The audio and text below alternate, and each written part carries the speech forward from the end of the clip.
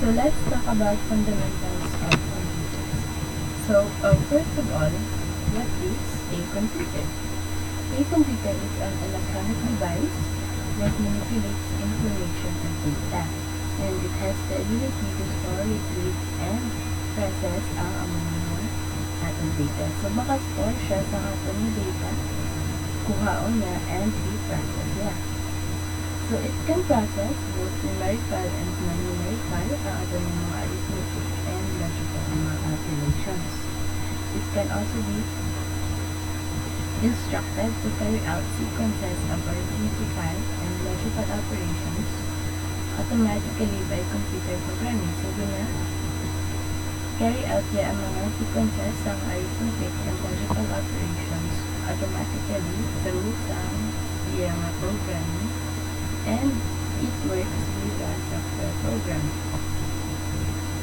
So we have parts of computer. Ang parts of computer is divided into categories. Ang ating input unit, which are devices like keyboard and mouse that is used to input data and instructions sa ating computer. Ang ating mga output unit, which are devices like printers and visual display unit, or ang ating monitor that are used to provide information to the user in desired format. So sila ni ang magpapagawa sa mga information na maintindihan sa mga users or sa or sa mga tao. Ating control unit naman controls all the functions of the computer. Sa iyang kailangan yung control, siya ang kakontrol sa mga functions of computers. And all devices or parts of the computer interact through the control unit. Ang ating mga arithmetic logic unit is the brain of the computer where all arithmetic operations and logical operations are used.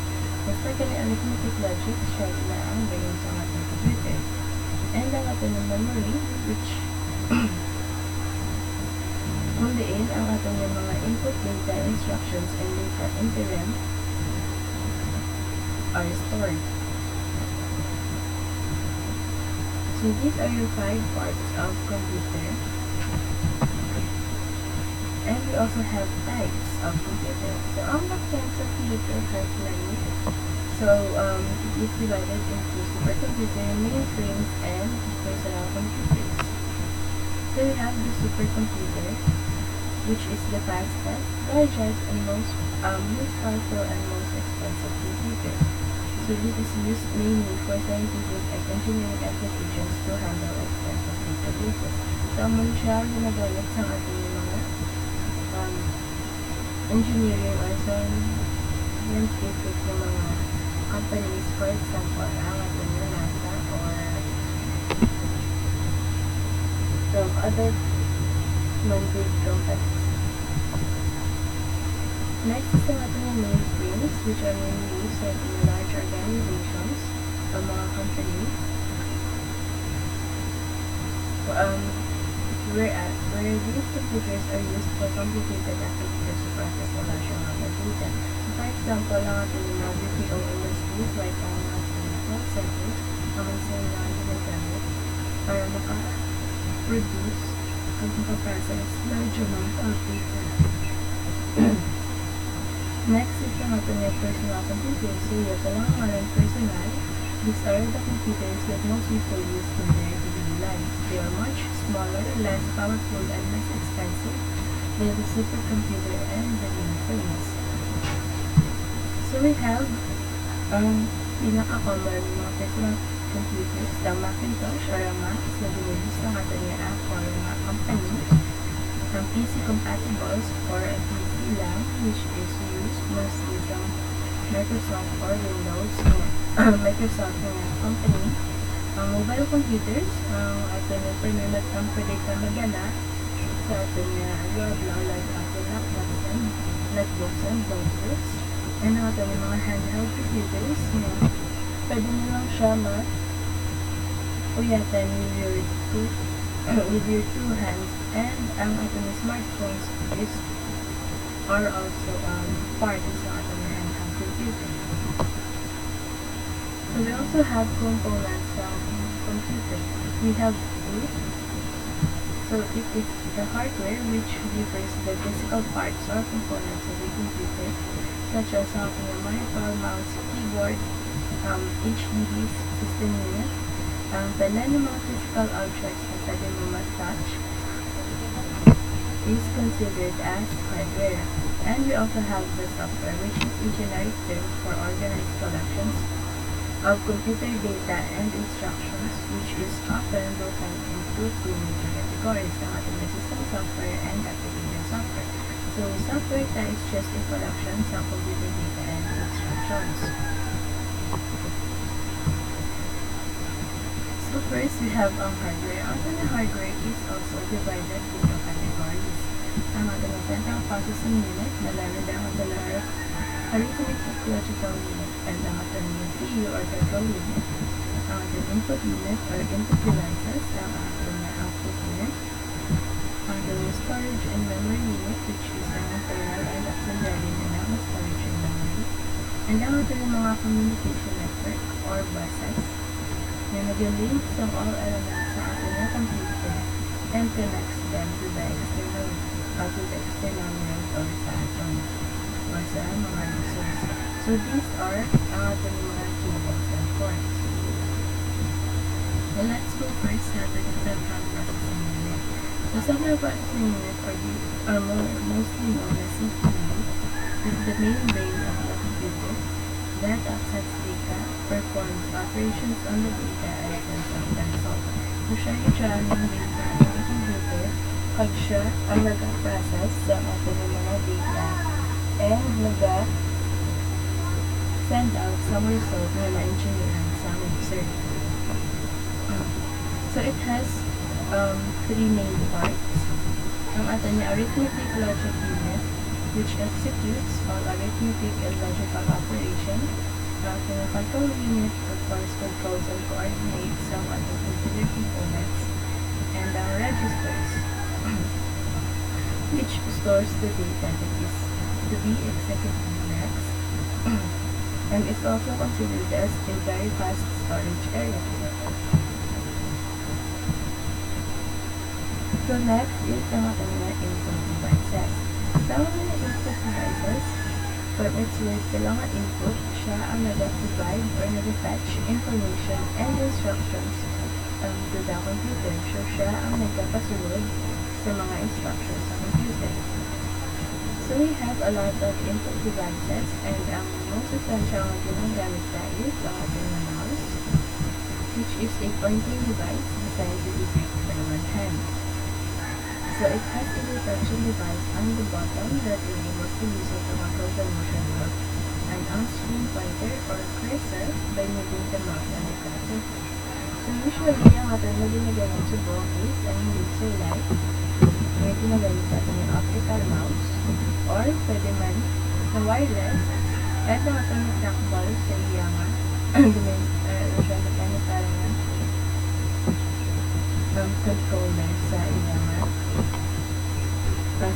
mouse. Mayroon mo sa joystick na pinatawag, and mayroon mo pa na ginagamit ang trackball sa laro, or ang mechanical na motion sa laro. Next is ang ating keyboard. So ang ating keyboard is a typewriter-like device which allows the user to type in text, numeric, and execute commands with the aid of the functional keyboard. So ang ating keyboard is made up of three main categories. First of all, ang ating character keys. So these comprises ang ating mga letters, numbers, and symbols. So they are used to insert or display readable characters on the screen, which is equivalent to the keys shortcut. So ang ating mga character keys ang siya from 1 to 0, and ang mga alphabets and symbols. So kung ano ba ang character ng keyboard, for example, we have letter T, ang naman siya ang equivalent sa may display sa ating mga input devices. Kung ano siya syempre sa ating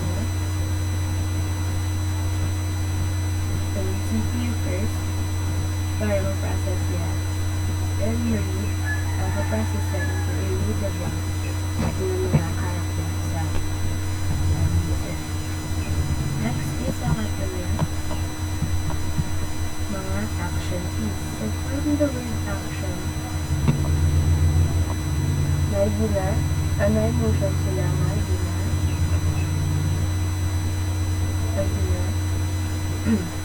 gamit. So, they cause an action naman yan.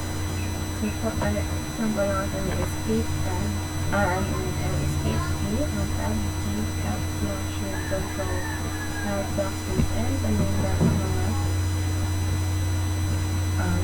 keys na cause ang actions. Like ang mga control key, and ang arrow key. Wala sila yung nag-input. Wala sila yung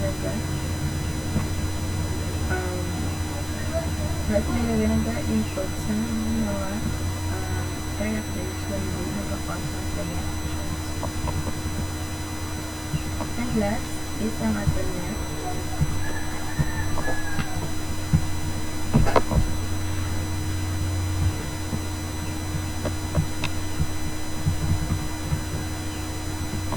application dependencies. Masalit ka application dependencies, nag-depend sila sa kung ano ang ilang application or ilang function. So, they are also called function keys. So, there are F1 to F2 na babang na sila. So, may sila kada isang function. For example, F5 is for refresh, and yung mga F11 pwede mo siya palitan sa yung mga FNC o function key, and makaproduce ka sa non-block na action o number block na action. We also have other types of input devices like ang ating lifetime, which is stylus with a license devices. Mostly used sa atin ng mga tablets or notes, and is mostly used sa ating mga graphic designers. Ang ating joystick, which is a pointing device composed of a lever that moves in multiple directions, which is mostly used sa ating mga online gamers. Ang ating optical scanner or ang ating mga cameras, which is a light-sensitive equipment that of course converts images such as picture, text, into electronic signals, which can be manipulated by a computer. Ang ating microphone that converts sound into signal, and ang ating modem or ang ating modulator to ventilator, which connects ang ating computer sa telephone lines or cable television network, and ma-allow sa ating makakonnect sa internet. Next is ang ating mga output devices. Ang ating mga output devices transfers information from the computer's CPU to the computer user. So, sila ang nagkagawa sa information kanin sa CPU sa computer na ma-read sa ating mga user, na ma-read sa ating mga user. So, we have ang pinaka-essential na output device ang ating monitor. So, this is an electronic visual computer display which includes a screen and circuitry. This is also known as screen or ang ating visual display unit. So, siya ang nag-display sa ano ang command sa ating user. So, we also have printer, one of the peripheral devices sa ating computer, which makes a constant representation of graphics or text on the paper. So, siya ang nag-create sa hard copy sa inyong works sa computer. We also have audio speakers or headphones. They produce audio voice as an input which can be heard by the listener. And the other is sound card, which is an expansion card or integrated circuit which produces the sound on the computer and then which can be heard through our speakers or headphones. And ang ating video card which is connected sa motherboard sa ating computer, and of course kayo ang video which generates ang 15 flash drive. Next is natin yung mga storage devices. So when I say storage devices, they provide permanent storage sa ating informations and programs for the retrieval by the computer. So we have two main types, memory, which is a primary storage device, and disk drives, which is a secondary storage devices. So we have the primary memory and RAM. So when I say RAM, this is access memory and a memory scheme within the computer system, which is responsible for storing data on a temporary basis. So it is only on a temporary basis and can store some data again. So it is only on temporary basis para ma-access din sa ating processor or sa ating CPU ang data and the process via diode. We also have the second primary memory at the RAM. So, ang ating RAM is always paired with ROM. Rather than ROM memory, which stands for read-only memory, is a permanent form of storage. It stays active regardless of the power supply. When the power supply to it is turned on. So, siya ni alaga retain sa ating mga data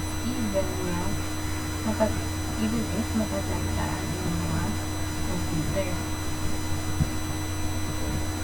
We also have ang ating mga secondary memory or disk drives, which stores data and programs permanently and retains it after you power disk drive out. So if you save data sa ating mga secondary memory, retain nyo na permanently. So first we have the hard disk drives, which stores information in the particles in a disk. So this is usually for permanent parts of the computer, since ang ating primary memories are just support and hindi siya makadala sa ating mga data na ginagamit sa computer. So this is usually the permanent part. So since it can store large amounts of information and retrieve that information very quickly. So we have different sizes ng hard disk drive, and nag-differ na sa iyang capacity. So for example, we have the 1 gig, 10 gig, 40 gig, up to 1 terabyte, up to 2 terabytes na mga storage capacity. We also have an optical disk, which uses laser light as part of the process of reading or writing to or from optical disk. So ang optical disk uses laser light para mag-read via ang mga writing sa ating optical disk or magpasulog siya sa data sa optical disk. So we have three main types of CP or compact disk, which can store up to 700 megabytes. Ang DVD or digital video disk, which can store up to 8.4 gig of data, and Blu-ray, which can store up to 50 gig of data. And we also have a flash disk, or what we call flash drives. So these are storage modules made of flash memory chips. So they have no mechanical batteries or access points, but ang term of this is used since ang data na-access is as if they were on a hard drive. So various lang na function ng hard drive, pero ang ating mga flash drives have no mechanical batteries or access on the beginning of the data. So nila pinipili is flash memory chips. And syempre mas user-friendly sila ng compare sa hard disk drive mas better siya na dala-dala this and. And we also have ang ating memory card which works as a flash drive but with an additional device called a card reader. So, magamit mo ang ating memory card kung may ara ka man device na saksakan sila which is called ang ating card reader.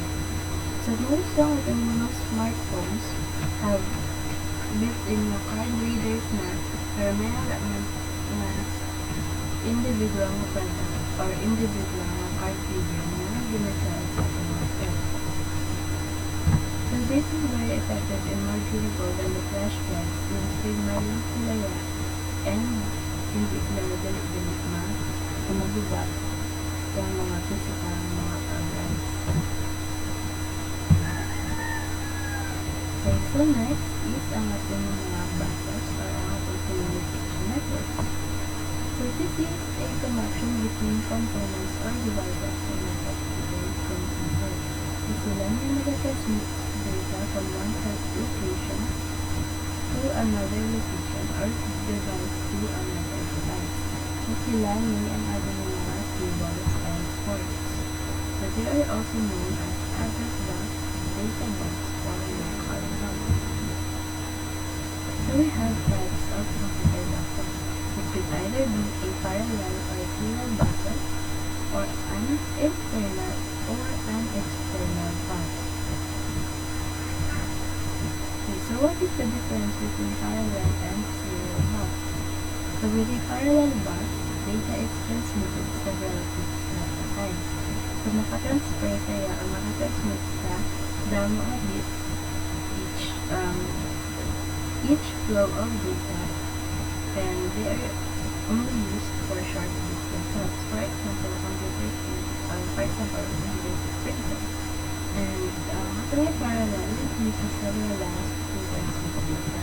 Whereas ang ating serial bus naman, ang data naka-transfer or naka-transmit one bit at a time lang.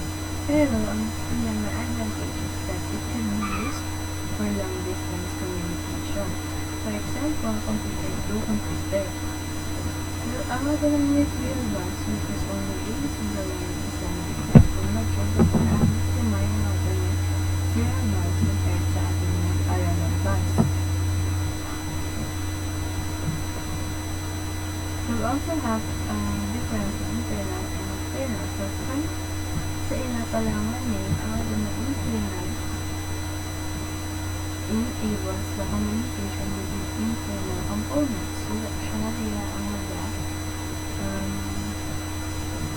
enables ang communication sa ating mga internal components. So, ito na pinabigyan natin ang memory. So, these are ang mga lines, ang mga golden column na lines, ang mga siya ang mga internal lines. So, this is also categorized into that and before. Ang data bus, which is a bus system that sends computer information or instructions to output devices. Ang ating address bus, which determines the correct location of memory and the data is received or saved from it. So, ang ating address bus is for the correct location sa memory and where ma-receive ang ating data o diin ka ma-receive sa ating data. Ang local bus naman, syempre, transfer signal from the CPU and convert it to the various parts of the computer. So, siya ang mag-convert sa mga signal pakadto sa ating mga different parts sa ating computer. For example, pakadto sa keyboard ng ang mouse, pakadto sa CPU, ang display, and ang keys. So, last is ang ating power bus, which of course, sa iyo lang mga power provides electricity to the response of the computer. Now, let's go sa ating external bus. So, ang ating external bus, from the word external,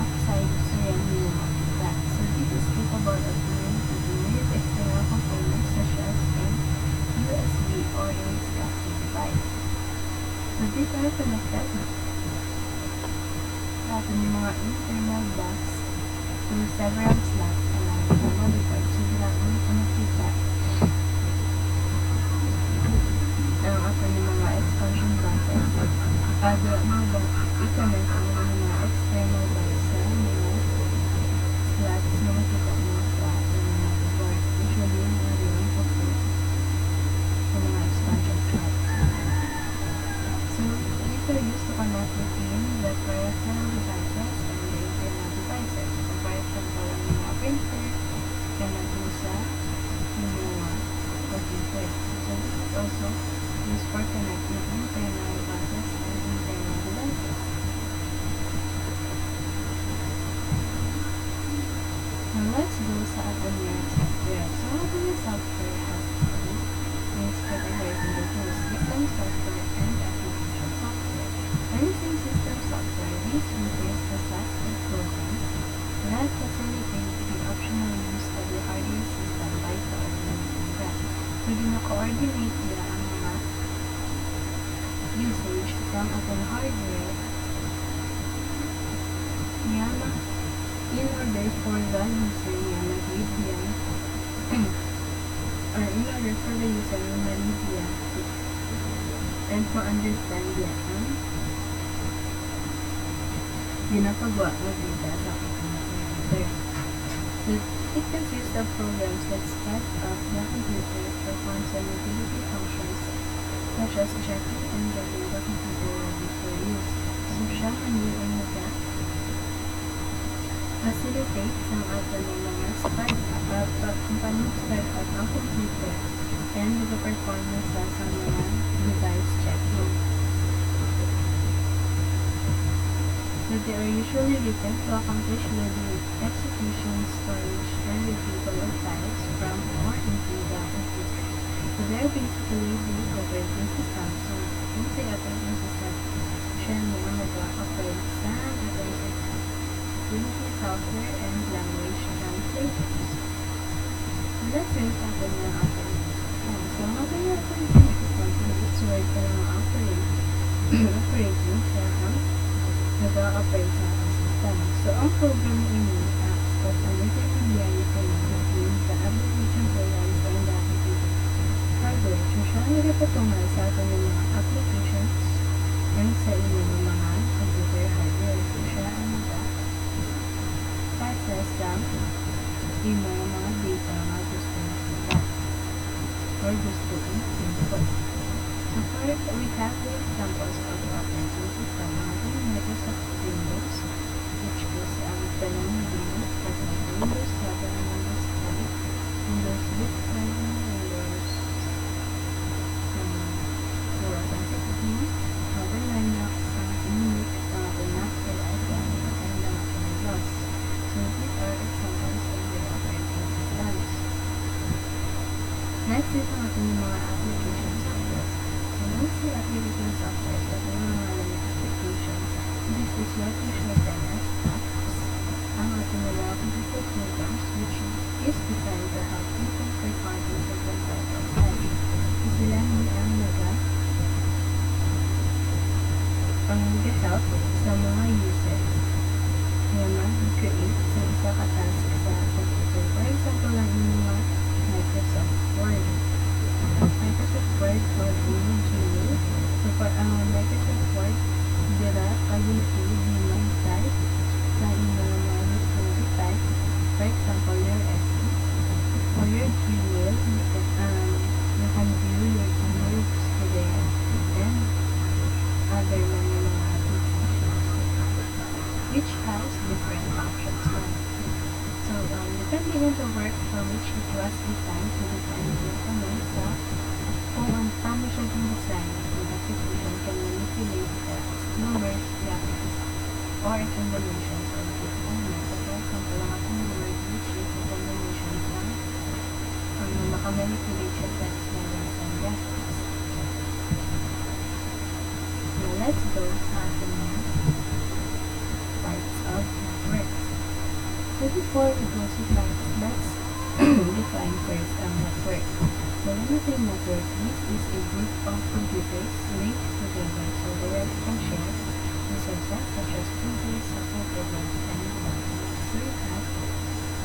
group of computers that share network. So this is easily done using a keyboard and an appropriate object. So usually an appropriate object is on a network card, which is also called unique, and then it is inserted on the HDD. So ang mabiling setup is usually seen sa ating mga schools and sa ating mga schools, sa ating mga companies, sa mga physical industries, and sa mga computer shops. Okay, so we have types of networks. The multiple types of networks that can be common is routing and LAN, routing and WAN, and routing and LAN. So routing LAN, which stands for local area network, is usually confined to a limited geographic area, such as a single building or a large campus. Can be small, continuous few or few computers, but can offer new hundreds of computers used by thousands of people. Ang other local area network, sila na ang devices or siya na ang network na release pa sa ating mga device. For example, ang ating mga internet provider like PLDT and Globe, ang ginagamit ng mga network is ang ating LAN para mag-connect sa mga ilang mga subscribers ng mga internet or telecom lines. So it can link as few as 2 computers, but can link to hundreds of computers used by thousands of people. So usually ang setup sa ating usually ang setup nila ang free LAN is 10 kilometers. Pero ang modem pwede na nalink makalink sa filamento ng computers. So mayroon kita advanced LAN na which is called Metropolitan Area Network, which covers a distance from 1 to 10 kilometers, while ang ating LAN can only span within 1 kilometer. So ang ilang mga difference ng ating LAN sa ating LAN is that ang ating LAN can cover 1 to 10 kilometer distance, while ang ating LAN can only cover up to within 1 kilometer. So next is ang ating WAN or ang ating wide area network. So ito na lang yung WAN na wide area network. So it combines multiple LANs that are geographically separate. So pinakombine niya ang mga LANs niya para sa iba. For example, sa iba ng mga lugar, cities, or countries.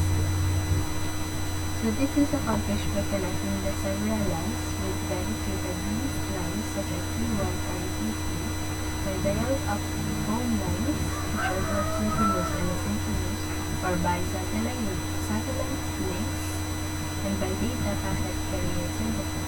So pwede siya kung connect ang ating mga several lines, like at in this line, T1 or T3, which is used on mga internet providers release na platform, for example, ang MPN, global or national lines, or by dial-up homes to home, or by satellite links. Na ang mga satellite links is muna na siya country to country and the data packet carrier services.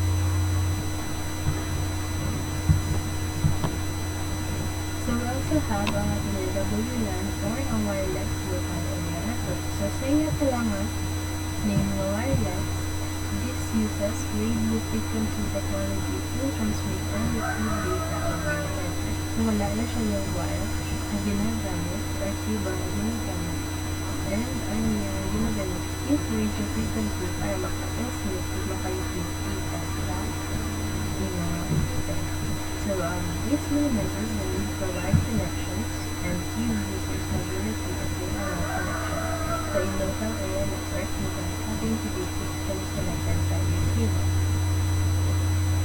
So of course, since it is wireless, wala na siya cable nga gina-connect, mas basin mo na siya dala-dala sa scanning. So this is used sa atin yung mga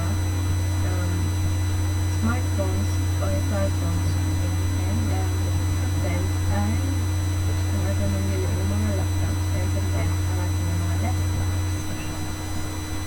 So those are your types